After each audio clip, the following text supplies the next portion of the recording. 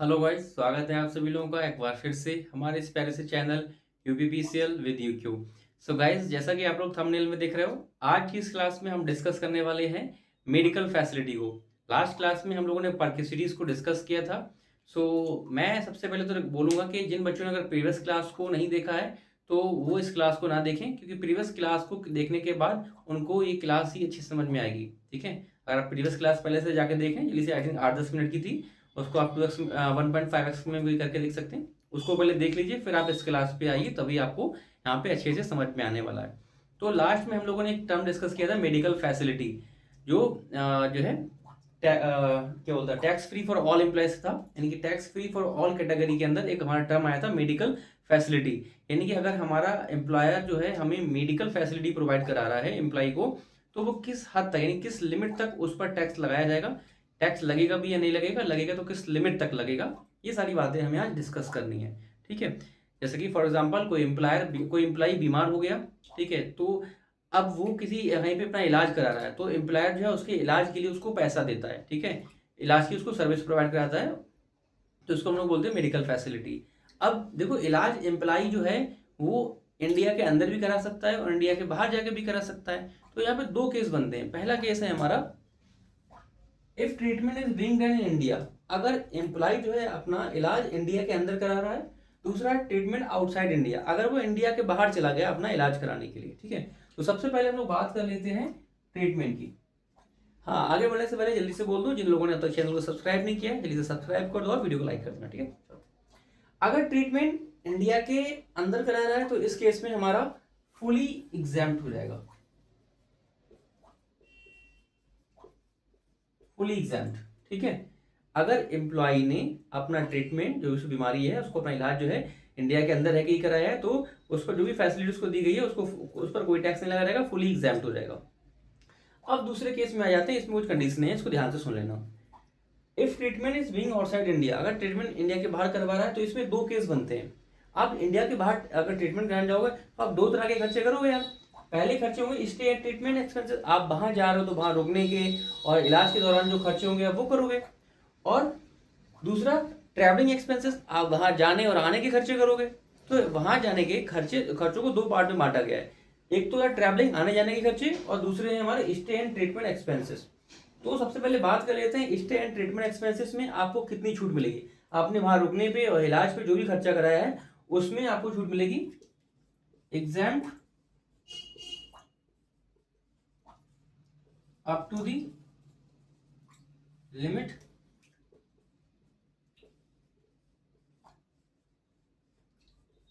Approved by RBI.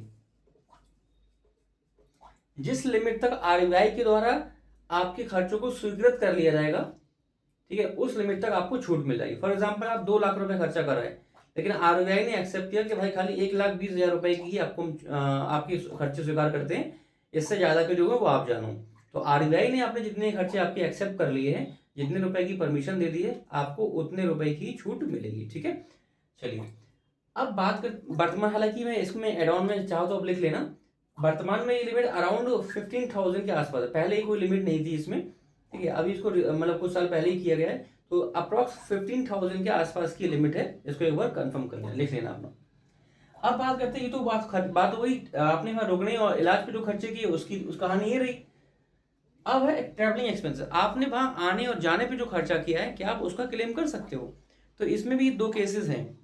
If GTI is up to ₹2 lakh, जो person वहां जा रहा है, जो एम्प्लॉय वहां इलाज कराने के लिए जा रहा है, अगर उसकी जीटीआई यानी कि ग्रॉस टोटल इनकम, साल की पूरी इनकम जो है उसकी 2 लाख रुपए तक है, 2 लाख या उससे कम है, तो उसमें उस केस में क्या हो जाएगा, फुली एग्जेम्प्ट।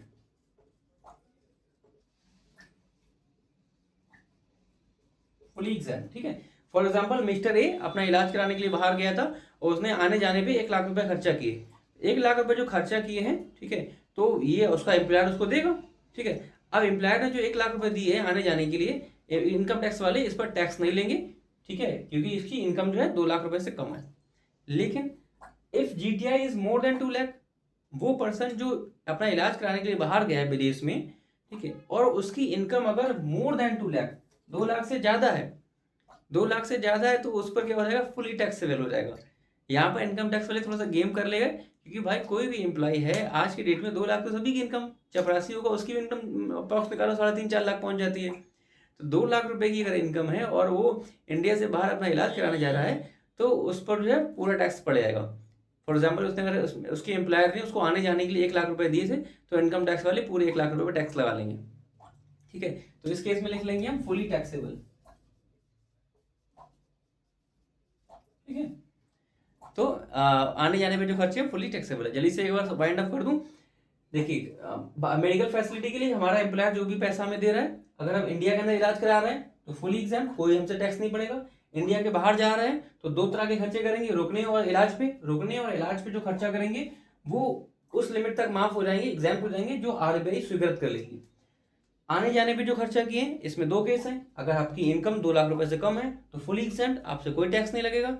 अगर आपकी इनकम 2 लाख रुपए से ज्यादा है तो फुली टैक्सेबल, आप पर टैक्स लग जाएगा। ठीक है, so that's all for the day guys. उम्मीद है आप लोगों ने क्लास के साथ साथ नोट्स बनाए होंगे और आपको सेशन इन्फॉर्मेटिव लगा होगा, और आपने अब तक वीडियो को लाइक और सब्सक्राइब भी लाइक कर दिया होगा, चैनल को सब्सक्राइब कर दिया होगा।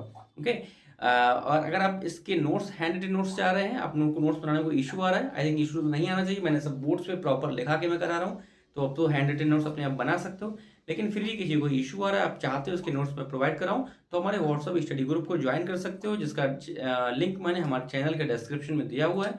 आप वहाँ से हमारे व्हाट्सअप स्टडी ग्रुप को के साथ जुड़ सकते हैं, और वहाँ ग्रुप में आप मुझसे इस पार्टिकुलर क्लास के नोट्स मांग लीजिएगा, मैं वहाँ पे प्रोवाइड करा दूंगा। ठीक है, तो that's all for the day guys. मिलते हैं अगले सेशन में। Till then take care, bye bye. हंसते रहिए, मुस्कुराते रहिए। Okay, bye.